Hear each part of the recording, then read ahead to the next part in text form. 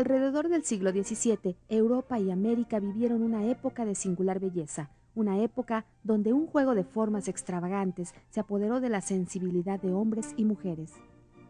A aquellos tiempos, donde el arte se llenó de artificios, se le conoce con el nombre de periodo barroco.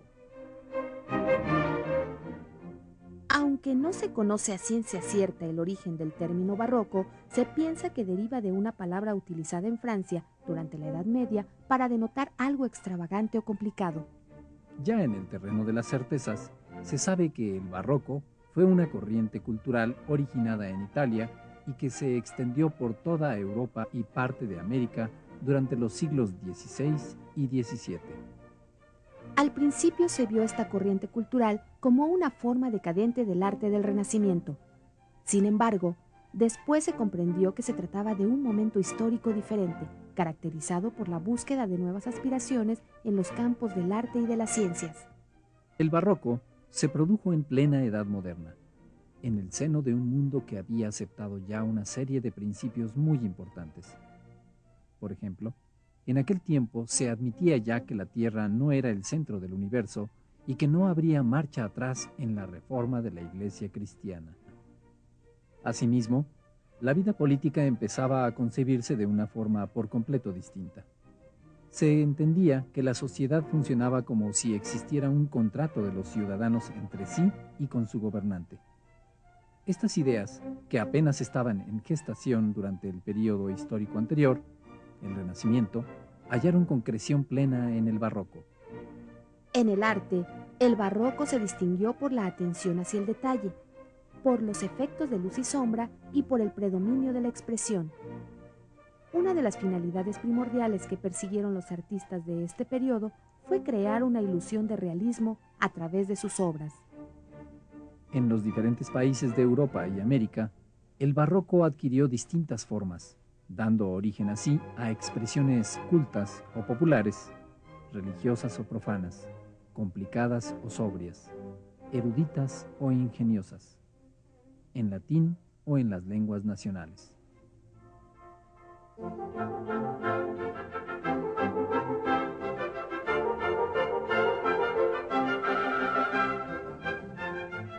Fue durante este periodo que floreció la obra de Juan Sebastián Bach, uno de los máximos representantes de la música barroca, quien perfeccionó el género de la fuga.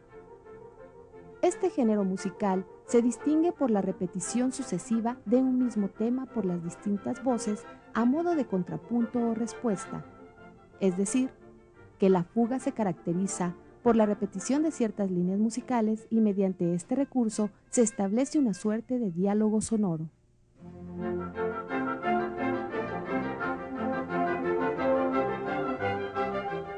En el terreno de la poesía española, destacaron principalmente dos autores, Luis de Góngora y Francisco de Quevedo. Con Góngora nos detendremos un poco, pues su poesía es altamente representativa del arte barroco.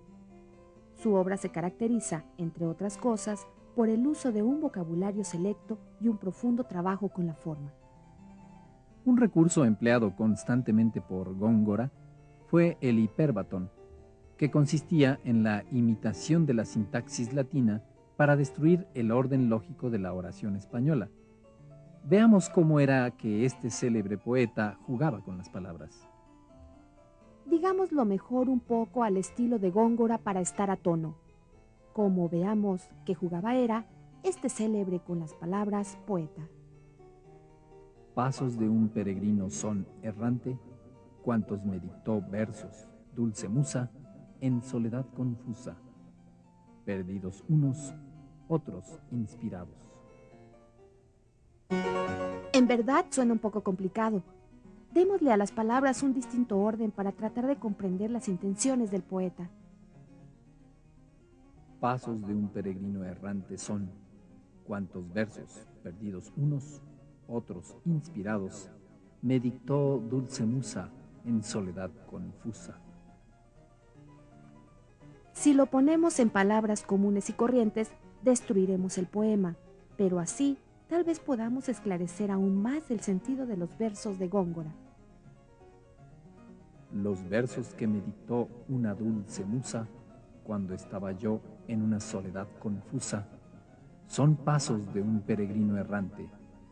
Algunos de esos versos son pasos perdidos y otros son pasos inspirados.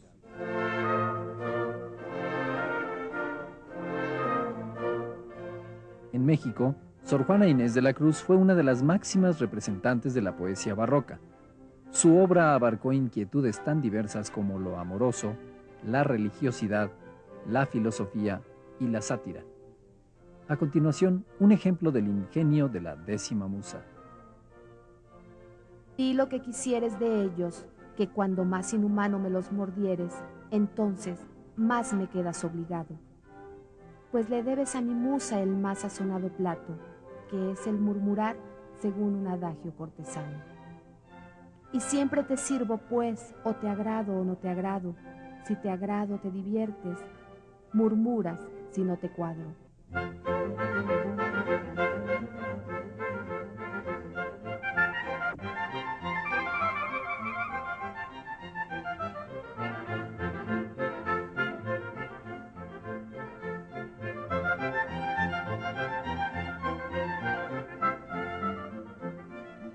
Durante el periodo barroco, no solo hubo interesantes avances en las artes, las ciencias registraron también descubrimientos muy importantes.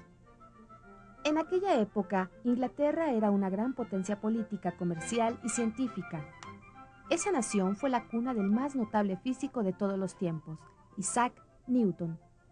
Newton era un inquieto ciudadano que desde muy joven se sintió llamado por el camino de la ciencia y del conocimiento.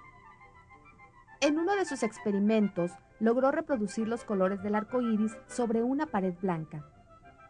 Para conseguirlo, Newton hizo pasar un rayo de luz solar por un prisma.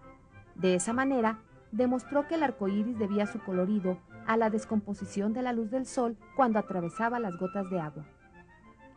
A pesar de las numerosas investigaciones que realizó sobre la luz, Newton no pudo desentrañar todos los misterios de este fenómeno de la naturaleza. Sus investigaciones más importantes no fueron en el terreno de la óptica, sino en el de la mecánica, donde pudo aclarar los enigmas del movimiento tanto en la Tierra como en el cielo. Basado en sus indagaciones, Newton enunció la ley de la gravitación universal. En ella, estableció que todas las partículas de la materia se atraen mutuamente. A partir de esta ley, el físico inglés comprobó que dicha fuerza de atracción era suficiente para explicar todos los movimientos de la Luna, de los planetas y hasta de los cometas y otros astros. Los descubrimientos de Isaac Newton revolucionaron el conocimiento científico y ayudaron a los hombres que vendrían después de él a comprender fenómenos muy diversos, como por qué una manzana cae de un árbol hacia el piso o por qué un transbordador espacial se eleva entre los cielos. Los trabajos de Newton representaron una cumbre de la física. Sin embargo, el físico inglés reconoció siempre la obra de los científicos que le precedieron, desde Euclides hasta Kepler.